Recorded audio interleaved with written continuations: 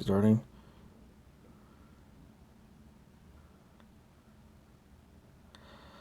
So, yeah, I've been thinking about a lot of things recently. I've been thinking about, I know I haven't been on for a while doing my videos like usual. I've been busy with school and stuff. The other thing is that I was recently looking at some documentaries with Bruce Lee, right? And I was wondering, a lot of times people know him as a great martial artist, an icon, a great actor, a pioneer. This guy was an innovator in every different department you can think of. Um, One of the things that I thought was really interesting was that he actually really liked Krishnamurti, and Krishnamurti was very influential, especially in the 60s, the 50s and 60s, I think, and and beyond. Sorry about that. I'm trying to do something here. Just give me a moment. Let me fix this. Okay. So hopefully this will work better now. Sorry about that. Can't edit this. Maybe I can. I don't know. But yeah, so I was looking at this on Krishnamurti. Krishnamurti was a brilliant scholar in his own right. He really talked about spirituality and human expression and uh, a lot of different subjects. I think he was more about finding himself, and he talked about finding the light within. And when I watched the interview, I can see where his influence was with Bruce Lee, where he influenced Bruce Lee. Bruce Lee spoke about finding himself. I've been on that search since I can remember. Since I realized that I was alive. I think. I think that it makes a huge difference in life when you either get pushed into that area and you get forced to search for yourself. And some people, it can be very harsh in society. But one of the reasons I bring that up is that uh, in my situation and many other people, as a young kid, I was forced into finding out who I was because of racism. And people were questioning what I was because in Texas they didn't see a dark-skinned guy that looked like me with black straight hair, and it was kind of strange for them in the 80s.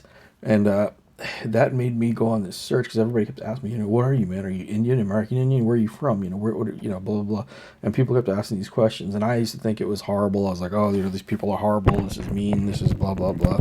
As a kid, you don't deal with everything as well as you do as you get older, right? Not that everybody finds out, what's right and what's wrong, but,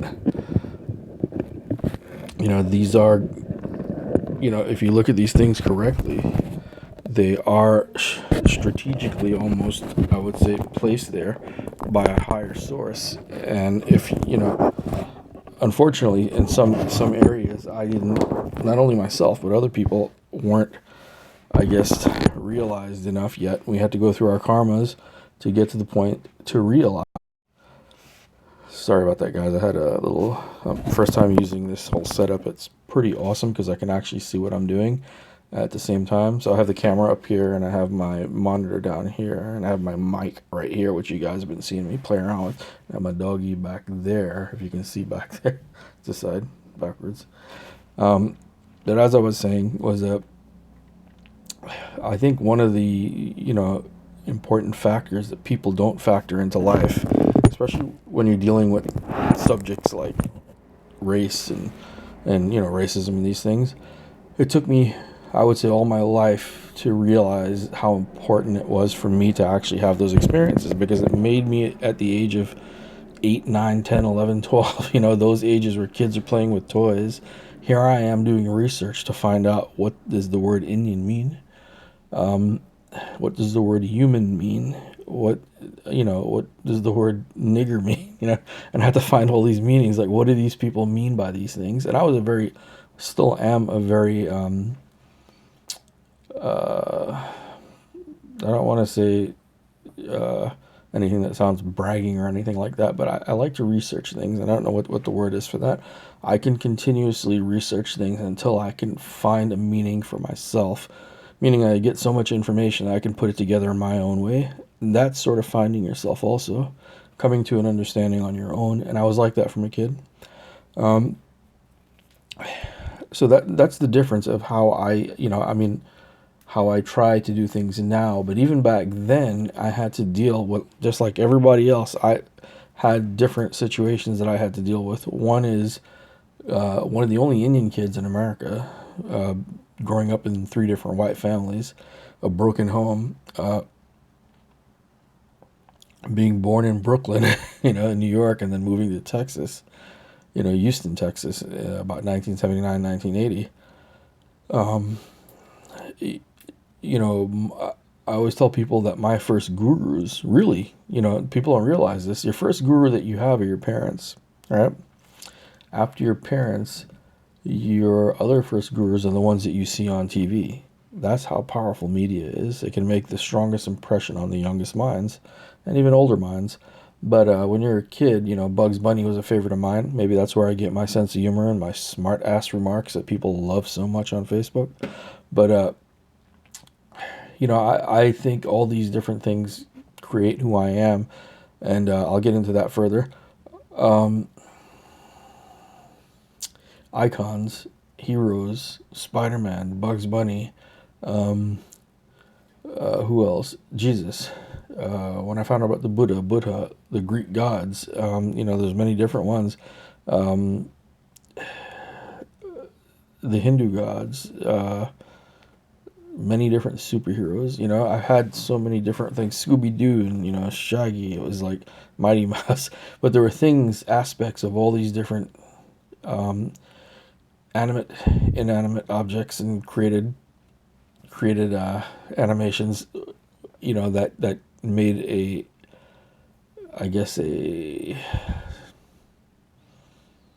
I don't know, it put a notch in me somewhere to the level where I had an understanding of what they were about. That's why I like them. And I always tell people this, and I always said it like this: the reason that you know something is true, it's not because of something outside of you. Something inside of you had to know it first for you to actually know it outside, So if you take that aspect of understanding, and you look at some of the things that you do intrinsically, right? Some of the things that we do intrinsically, I think, are a deeper expression of intelligence. I don't know what you would call that, deeper expression of intelligence, but that's what it is, really. It's intrinsic within us, and it acts on its own.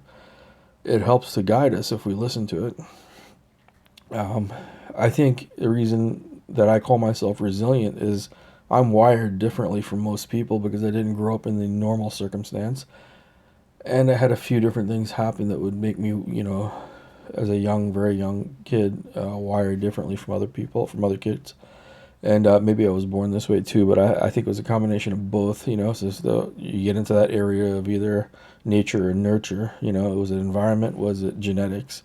I think it was a combination of both. I think there was also karma thrown in there. So there's a lot of things that make up who we are. People, in other words, there are physicists trying to find out, what's the fabric of the universe and how is it connected all together. And I think we have to do that within ourselves as human beings. What is the fabric of consciousness? Why are we here? What made us, be? What created us? Why do we exist? And I think these are eternal questions that people will forever ask. These are some of the things that I forever ask.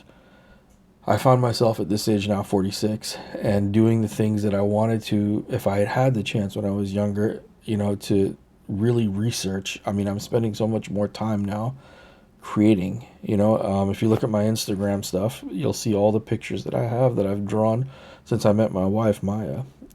And there's so many different things in my life that happen that don't make any logical sense. And I'm a very logical person because I love logic.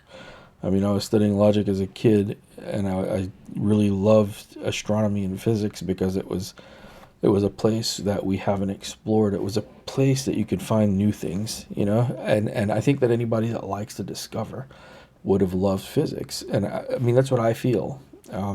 There are a lot of people out there that, that do channeling and this and that, and they don't understand a thing about physics, so I can't say that, they're wrong or anything like that. But for me, personally, this is what I like.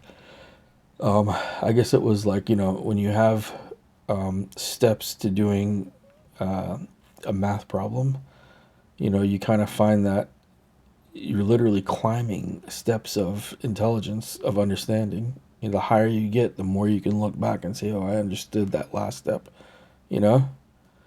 So I'm standing on the thing that I can conceive of now. I found meaning in it, you know? So there's a lot of things about the English language, that doesn't come from me. That comes from a gentleman by the name of Malachi Z. York. When I was in my 20s, I read about him, and people thought he was crazy, and they still do, and they blame him on a lot of stuff. The government actually came down on him and his people, and these are thinkers. These guys are open. Their minds are open. They can see beyond the illusion. David Icke, he's one of them. He sees above and beyond the illusions. And I don't know if what he says is true about the reptilians and this and that, but I like the fact that he can go there, safely go there without saying, okay, they're telling me to do this. Like, he safely goes there, and he has a way of logically expressing his thoughts also in a way that a lot of people can understand. There's so many different topics that I think of on a daily basis that are so much fun for me. What can I say? These are just some of the things that go through my mind. I will come back on probably later again and find some, really put down some more stuff. But first I have to really sit and critically think. Concepts and Tools, something I'm doing for my class, one of the books I have to read. But I hope you guys enjoying, and I'll talk to you guys soon. All right? Rav Savvy over and out. Have a good day.